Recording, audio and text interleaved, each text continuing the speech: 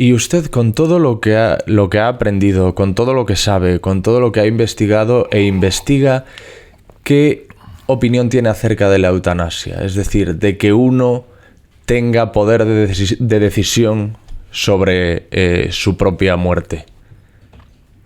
La eutanasia. Mire, hay que valorar bajo distintos puntos de vista. Desde el punto de vista como médico, yo le diría que yo no haría una eutanasia, ya se lo digo claro. Cuando se aprobó en el Parlamento la eutanasia, pues entonces pasó la ley a las distintas comunidades autónomas, y entonces sepa que la eutanasia, el mecanismo es que el paciente lo puede solicitar, el médico que le controla de cabecera, pues hay unos papeles, unos protocolos que cumplir, y entonces esto pasa a un tribunal. Este tribunal está hecho por una serie de personas, médicos, hay jueces, hay religiosos, hay de muchas variedades.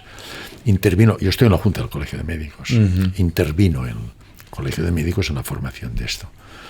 Pero lo que sí exigió el Colegio de Médicos es que no se puede obligar a un médico a hacer esto, ¿eh? No se puede obligar. Ni tiene que salir ninguna lista, como alguien ha dicho, de los médicos que se niegan a hacerlo, en absoluto. Esto es una cosa personal, íntima de cada uno. Y entendible, además. Totalmente justificable. Entonces, desde el punto de vista humano y médico, yo, por ejemplo, le tengo que decir una cosa: pacientes terminales, es decir, que yo he operado mucho cáncer de páncreas, esófago, estómago, colon, etcétera. Cuando ves que el cáncer ya tiene metástasis y está en la fase final, el paciente que ya es irrecuperable, yo lo que hago, con permiso de los familiares, es sedarlo. Se pone por vía endovenosa un cóctel, se pone con propofol, o si no, un cóctel lítico, etcétera, que les seda, les quitas el dolor, la ansiedad, la angustia. Yo, si llego a esta situación, pediría que me lo hagan esto. Yo el sufrimiento no lo quiero, porque hay que sufrir. El dolor físico, si lo puedes eliminar, pues lo eliminas. Y las incomodidades y todo esto. Y en alguna ocasión, pues lógicamente, este cóctel lítico puede, pues, quizá acelerar a veces en alguna ocasión la muerte. Pero es una muerte inminente, es en la fase final. Esto para mí no es una eutanasia. Esto lo he hecho mucho, en mi vida como profesional. Pues he hecho, y el control de este tratamiento, pues lo hacen con morfina, lo que sea, lo hacen personas expertas, no lo hago yo porque yo no lo sé hacer esto. Ahora, provocar la muerte, la eutanasia, en una persona consciente. ¿Se acuerda aquella película que hicieron de aquel chico que saltó al mar, hizo una lesión? Ramón Sampedro, Mar Adentro. Exacto, sí. Mar Adentro. Hizo una lesión de columna cervical y este hombre quedó con una tetraplegia, que se llama parálisis. Sí. Entonces estas personas llega un momento pues que piden la muerte. Humanamente yo lo entiendo esto. Humanamente lo entiendo. Lo entiendo que haya personas que dicen vivir de esta manera y yo no quiero vivir así. Lo entiendo.